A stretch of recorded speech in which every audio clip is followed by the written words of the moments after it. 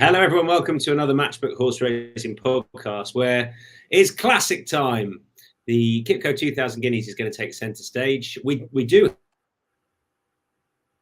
have the not so insignificant matter of Punchestown as late on in our any other bets section, but otherwise we are classics through and through, and a really good card at Newmarket, plus the Thirsk Hunt Cup, a race from Goodwood, and plenty more besides, all with Steve Jones and with Ed Quigley. And I'm going to remind you to like and subscribe to our podcast because it's the best no-cost way of supporting our content. It helps you, it helps us. It's very worth doing if you are a regular listener/viewer. And check out all the horse racing markets. It's all up there between Britain and Ireland and further afield on Matchbook. You are, given the nature of the exchange, likely to be getting best prices. Likely to be. All right, the 3:35 at Newmarket on Saturday is the feature. It's the Kipco 2000 Guineas.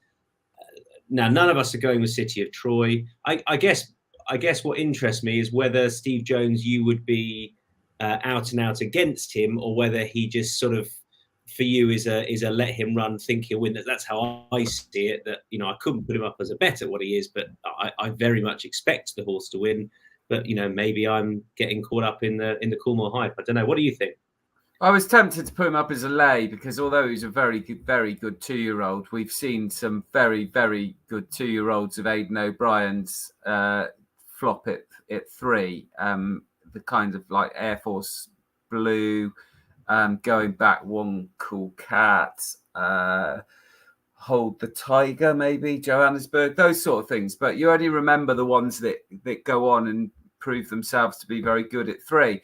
And there's reasons to think that City of Troy, who was devastating last year, winning 3 races very easily. When you win the Dewhurst so easily, you know that you're dealing with a top-class horse and a potential champion. But Justify, the breeding worries me a little bit. Justify, who kind of was the Coolmore stallion or one of the Coolmore guys pinned their hopes that he might replace Galileo. But his stats are really revealing. His 2-year-old stats are close to 30% strike rate, and his 3-year-old stats are about 12%. So 2.5 times on percentages, he's better with 2-year-olds. And although 2-year-olds are less competitive races, it's still huge. And you talk about breeding with horses not training on. Well, that for me is very worrying for an odds-on shot. And the dam as well, the mum Together Forever, she didn't exactly train on. The family don't, on the dam side don't. So there's got to be huge worries that City of Troy won't have improved so much on what he did last year. Now, that might be good enough, but I wouldn't want to be betting odds on that it is going to be good enough. I'm not going to put it up as a lay because on form, he's much the best. But I couldn't possibly suggest anyone backing him the odds on. I just think it's ludicrous. So your bet is what? Well, the horse that finished second to him in the Superlative Stakes, beaten best part of 7 lengths, Hartam, who was a good and busy 2-year-old, and that experience counts for plenty. Ran some good races. Beat Iberian, another one of the runners, in the Vintage Stakes at Goodwood, which is often one of the key races, 2-year-old races. And I thought he was devastating. I thought he was really impressive at Newmarket in the Craven. Okay, that wasn't a hugely significant trial this year, but the way he won it, I thought was really impressive. And he's 34.0. If there's rain around, and there is, it's sort of on the soft side at the moment. The suggestion is there won't be much more rain tomorrow, but there's potential for there to be more rain. So it's a bit of a vague forecast, and he's got form on all sorts of ground. So if there was more rain, again, that experience would come to the fore. Horses like Ghostwriter wouldn't handle it, but Hartem would. And I think he's just way overpriced. I went round in circles with the ones that have got all the ones next to their name, like Notable Speech, who I'd worry about the ground if it was soft. Night Raider, you don't know what he's beaten. And Rosalian as well, who's the stablemate of Hartem. both trained by Richard Hannon. Again, I yet to be convinced. So I 34.0 in a race that I think can be, you can make reasons for why those at the top of the betting might disappoint. Then that's what I'm going to go for, Hartum. I'm also looking at big price, 1.62 for City of Troy doesn't do it for me. I think on the good justifies training on, I think we'll really get to see that this year, but I think the stats that Steve puts up are important, and that was the case with Air Force Blue, who was a war front. Plenty of them just didn't go on at 3. Every chance this horse will, he's built to, but he's too short for me to be playing at the top of the market. I'll chance another horse that's finished second to him before, and that's Alianabi for Owen Burrows, who is very capable of training a good horse. And this horse chased home City of Troy last time, and I think will appreciate an extra furlong. And he's priced up on account of the fact that he's been beaten by City of Troy, I think, and can't beat him at 21.0. But again, if he's a much better 3-year-old, he can definitely hit the frame. And the fact that he's finished close enough to him tells me that he's got a better chance of others of hitting the frame as opposed to some of those shorter in the betting. So Alianabi at 21.0 for me. But I do expect City Troy to go and score. The 145 is the first of 2 pretty open handicaps. And Ed's putting up an old favourite horse of mine, although I very rarely get him right. Yeah, exactly. Yeah. I mean, that performance at York 4 years ago, whenever it was the best performance in history, wasn't it, at the time? Mums Tipple, who on handicapping terms wouldn't be without a chance here, it has to be said, off 97. It's kind of been hitting the crossbar in recent times, including on the all-weather at Kempton last time out. But you go back to some of his form last summer, including when just touched off in the Wokingham. He ran an absolute storm there off 100. He's £3 lower here.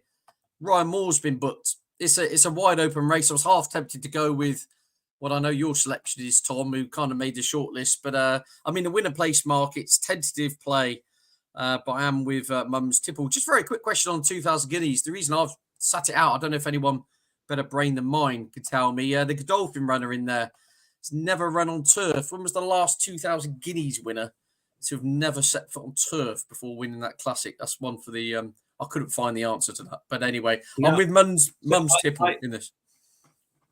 There won't be one. There won't be one. No, I was just wondering if it slipped through the net. But no, Dan Barber did a piece on this with me for Timeform, and he put up a few that had run on the all-weather and won on the all-weather in their 2-year-old campaign, or even at the start of their 3-year-old campaign. But as far as, I mean, Kamiko's an obvious one that won on the all-weather because of the rearranged Racing Post Trophy or whatever it was then. But no, I don't think there is one that's only one on the all-weather to. I think it's almost certain no. The one you mentioned that I put up is Summergand. I mean, he's atop the betting at 8.0, but I thought that was fair enough. He's one of about 5 horses that I put as a back next time at the Craven meeting because of the tailwind, and he was held up and he was a big eye catcher. Look, he's a 10-year-old.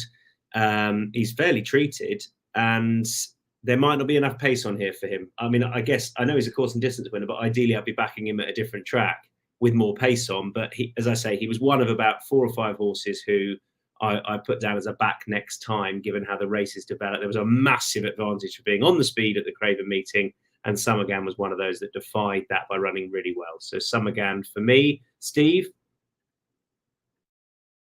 Yeah, that race at the Craven meeting, won by Dark 30, who runs on Friday over 7. And I think he's got a good chance again. But Summergand was 5th, and just in front of him was Aberama Gold. And that was proper good ground at the Craven meeting. Now, if they get a fair bit of rain, which is definitely a possibility on Friday and into Saturday, Aberama Gold, I think, has got a really good chance. He was 3rd in that race behind Dark 30. Also won last summer in the Stewards Cup. Also won at York on decent ground. So he does go on decent ground. He doesn't want it quick, obviously, but he won the back end on heavy ground. But as long as there's plenty of moisture in the ground, then Aberama Gold, who is a horse who tends to back up. He's not a horse that's consistent through the whole season, because obviously those sort of horses are at a disadvantage because of the way the handicap system works. But Aberamagold does tend to back up when he does hit form for a little spell. And on the back of that run over this course and distance, I think Aberamagold's got a decent chance of going really well again at double figure odds. I think he's 11.0. A good race up next is the Suffolk Stakes. And we've got some big prices going up here. So I'll start with the shortest price of the lot, which is 13.0, Ed, Bo Pedro. Yeah, indeed. An individual, people leading an exciting life like mine, kind of sit there wishing trainers to run horses up in trip. Well, all seems to be the problem about Bo Pedro. I always thought he'd be worth a crack at 12, 10 furlongs, even 12 for a long, long time now. He's habitually raced over the 7 and a mile. But the one time he did go beyond the mile was obviously in the Cambridgeshire, and he ran an absolute belter when finishing third on that occasion, and almost looked as though he did properly improve the extra furlong. Was galloping all the way to the line, beating a length there.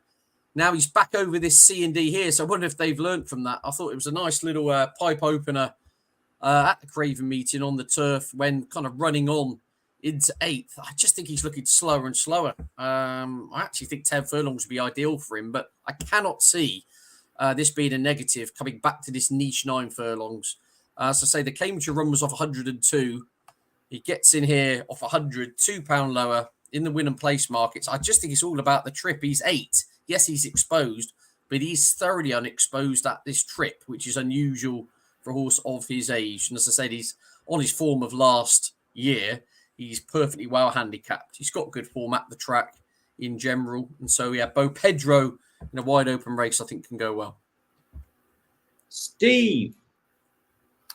Yeah, Mustazid, right down the bottom somewhere, is a horse I'm going to take a chance with. If there is a bit of rain around, a lot of these will not handle it.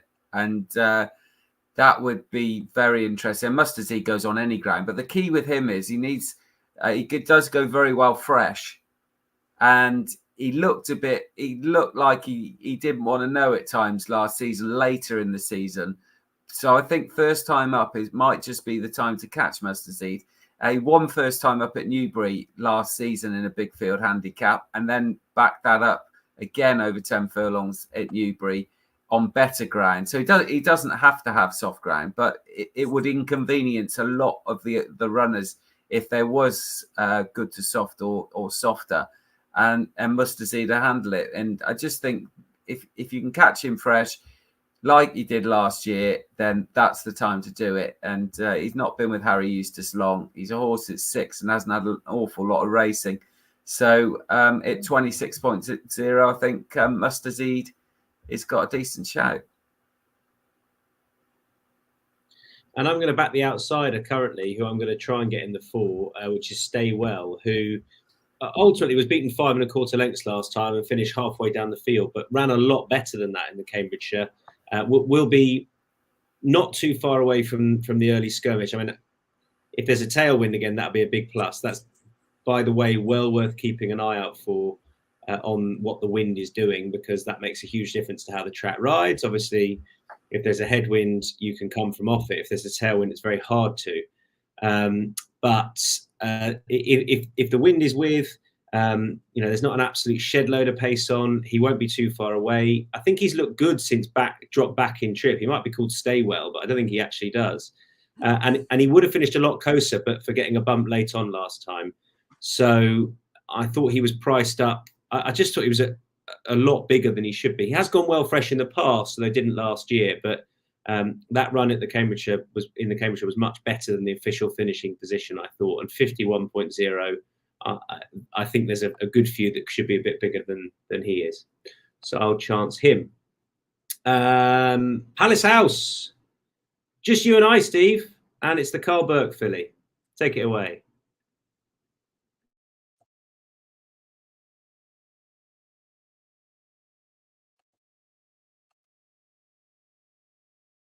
Oh, I can't hear you. I meant to hear you. Sorry, is that better? That's better now. Yeah, go on. Beautiful Diamond. Yeah, we're used to having a huge amount of runners for this race, but this year it's not particularly, and that might help Beautiful Diamond, who only had the 4 starts last season. She's a filly who's got some really high class form. She's still only a 3-year-old. A 3-year-old hasn't won this race for donkey's years, but I think only 2 or 3 have tried in the last 9 to 10 years.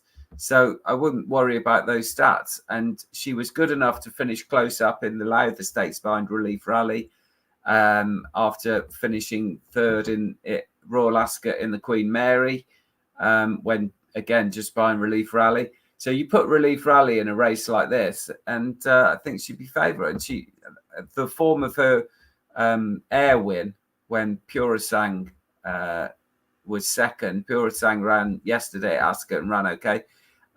So I think we're dealing with quite a smart, speedy filly who, over the Milliman distance, can kick off against some older, more exposed horses.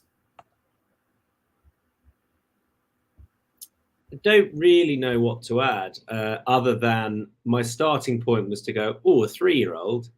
And then, yeah, I mean, how many have tried?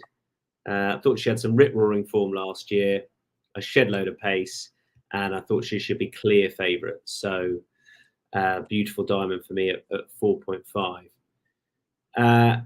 Ed's sitting that one out, but you are both with the same horse in the Conqueror Filly Stakes at Goodwood. I'm a no bet here. Ed, you can make the case first of all.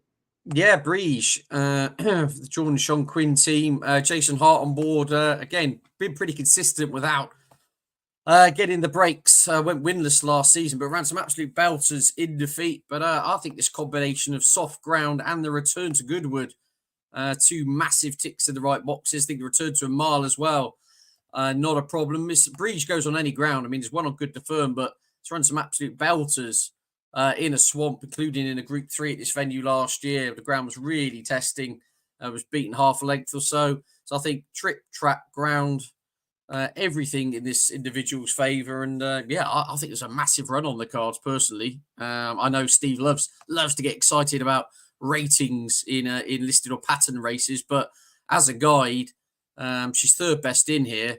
But I thought Novus is out of form in some respects, and Orchard Bloom, for all a consistency, doesn't get that many wins either. So I thought Breege entitled to plenty of respect here, and yeah, I'm quite keen on her chances. Stephen.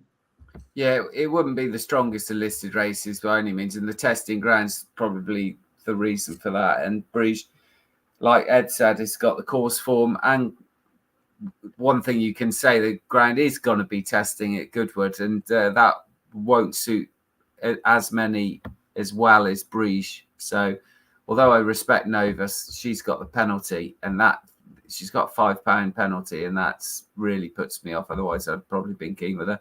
And the other thing is that John Quinn, who's teamed up with his son Sean, their horses are in good form. They've been having plenty of winners, so they're quite forward, which isn't the case for some trainers. And so hopefully Breege will be there first time up. Right, the First Hunt Cup is up next. Big prices going up. Steve, it looks like you can win this from drawn anywhere, from off it, from on it, and this is typically competitive. Who do you like? I like last year's runner-up, a horse called Pisanello, and David O'Mara is clearly a trainer who can get horses ready for this kind of race, or any sort of race, to be honest. And Pisanello's got a really good record from last season, was very progressive on soft ground. This horse had form in France, won a listed race on heavy ground yonks ago for Fabrice Chappet, and has since developed into quite a nice handicapper for David O'Mara. And that second last year to Northern Express, who's also in the field, that was a really good effort. Maybe just missed the break a little bit and was a little bit too far back and just wasn't quite getting there. But with a bit more of the breaks, I think Pisanello definitely has an exceptional chance. And Mark Wynn usually rides his horse, and he's in the saddle again. Ed, who do you like? Yeah, I mean, I wouldn't put anyone off Pisanello. Kind of made my my shortlist. Interested what Steve's saying there. On soft ground last year, the low numbers totally dominated. The first 5 home were stalls 1, 2, 3, and 5. Funny enough, Pisanello was drawn 7. It was the only one of a mid division draw to get in the shake up. Everything drawn double digits, may as well been an on runner. So we'll be interesting of soft ground again if the similar thing bears out. And I'm with Autumn Festival, who was 4th in that race on similar ground. Gets in here off a lower mark 12 months ago. Funny enough, we mentioned David O'Mara has left David O'Mara and joined Ed DeGiles' team. But I say it does look well handicapped on last season. Will be fine on the ground. Has run well in this race before. Alex Jerry on board claiming another 5 off. The horse can feel like he's running free.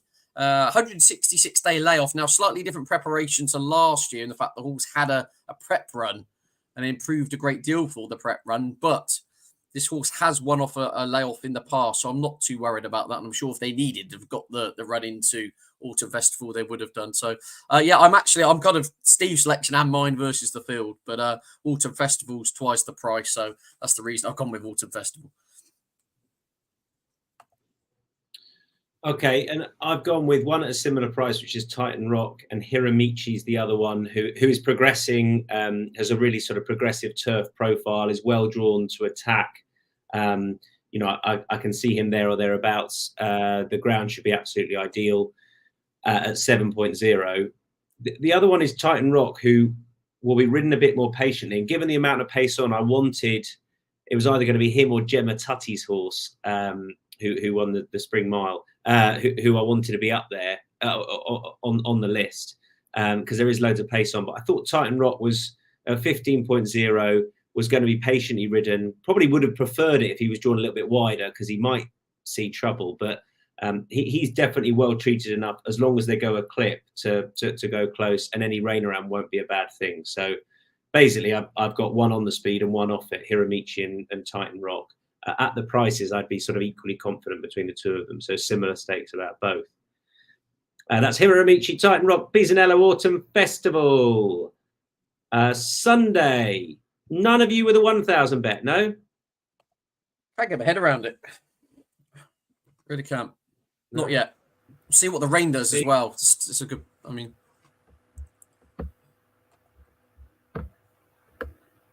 Nothing, Steve? No? Sorry. So I've got one.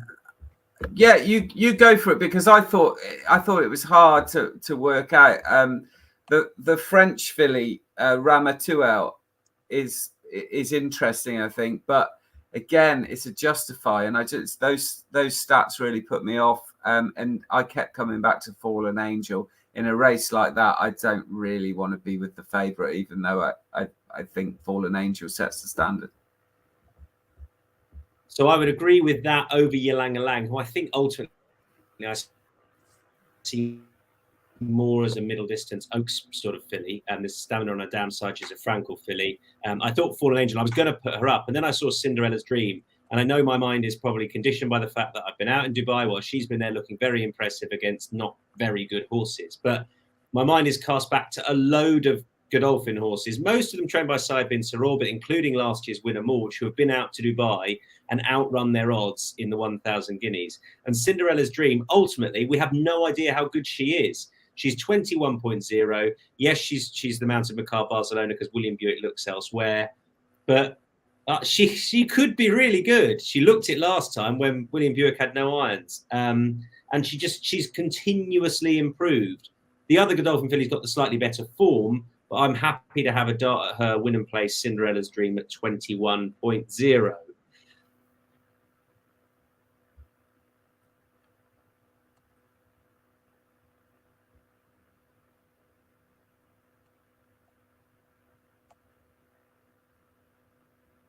Are you still there, Thomas? Or did you? Yeah, other bets across the weekend, Ed. We've got you back. Sorry, we lost you. Yeah, we lost you for a minute there. Yeah, Incanto Bruno, 5.25 Punchestown. The rain stay away. This horse has been crying out for a return to 2.5 and a sound surface. Came over Cheltenham's April meeting. I think trod on the stone or something ridiculous on the morning. Had to miss the race, in which he would have been perfect for. So it was an on-runner there. He's in the 5.10 5:25, Punchestown Saturday. If there's more good than anything in the going description, I think he'll win off 139. That's it for other bets. Matchbook Zero long shot up next, live at 10 a.m. each day. You're most likely to be getting better odds given it's an exchange and a zero margin, zero commission. Mine is Stay Well at 51.0 and a 220 at Newmarket. Steve. In the Guineas, Harton. Ed. Yeah, I've gone off piste here, gents. 5:10 Utoxter. Don't have a price yet, but Warlord. Brendan Powell, Joe Tizard reverts to hurdles off 128. This is a horse, if you only go back 4 months or so ago, was trying to give £6 to Elixir de Nuts in a Holden Gold Cup and finished third to him. Off something in the high 140s. He's £20 lower over hurdles. All his forms on soft ground. They're forecast 16 millimetres of rain at Utoxter. It'll be a swamp. He's off a 2 stone lower hurdle mark. And I think he'll be a big price just because it looks like the wheels have come off. So I will take a chance on him back over smaller obstacles. Good one at Utoxeter from Ed. Best bets. Mine is Stay Well at 51.0. Silly price. You never know. Pray for a tailwind. Steve. Pisanello. It's in the Thirst Cunt Cup.